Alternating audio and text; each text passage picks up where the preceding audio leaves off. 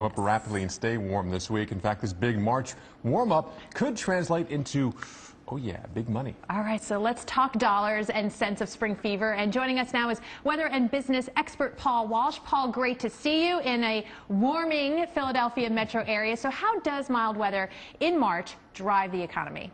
Well, you know, guys, the economy of the U.S. is driven largely by consumer spending. About 2/3 of the overall economy is driven by us, and we are collectively driven by the weather, especially this time of year.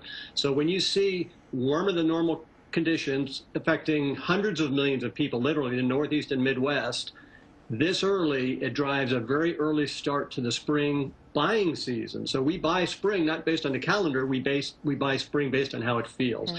We've got an earlier Easter this year, gas prices are still low, consumer confidence is still strong. So you put all that together, and Mother Nature is giving us a huge boost from a tailwind, I should say, for the economy.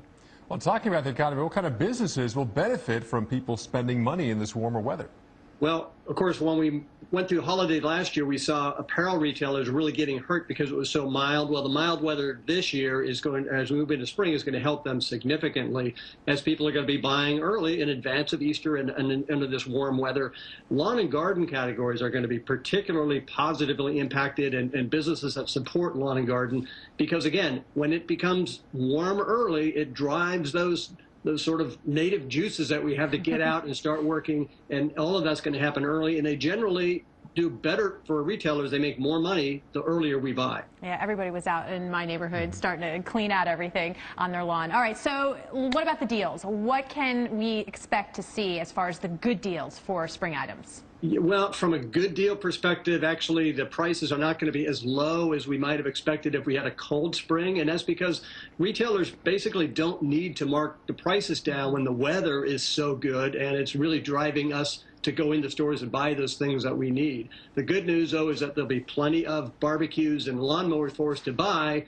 The not so good news is that we won't expect to see really, really deep discounts. And it's really because the weather is driving the demand, and retailers really don't need to mark the price down because we're going to buy it anyway. When that grass is growing, you have to cut it, and we're going to be in buying. But speaking of deals, Paul, because we're warming up, is it a good time to perhaps stock up on that winter coat for next year?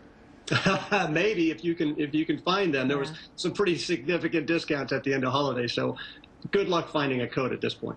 I agree. I've been out there, and you're right. You're absolutely right. All right, business weather expert Paul Walsh, as always, thanks for your insight. Fascinating. Just be wary with the garden stuff, right? You don't want to necessarily plant things too early. Especially across the Northeast. Typically, the rule of thumb is, what, after Mother's Easter? Day. Yeah, after Mother's Day. Depending on where you are. Yep. All right. Well, from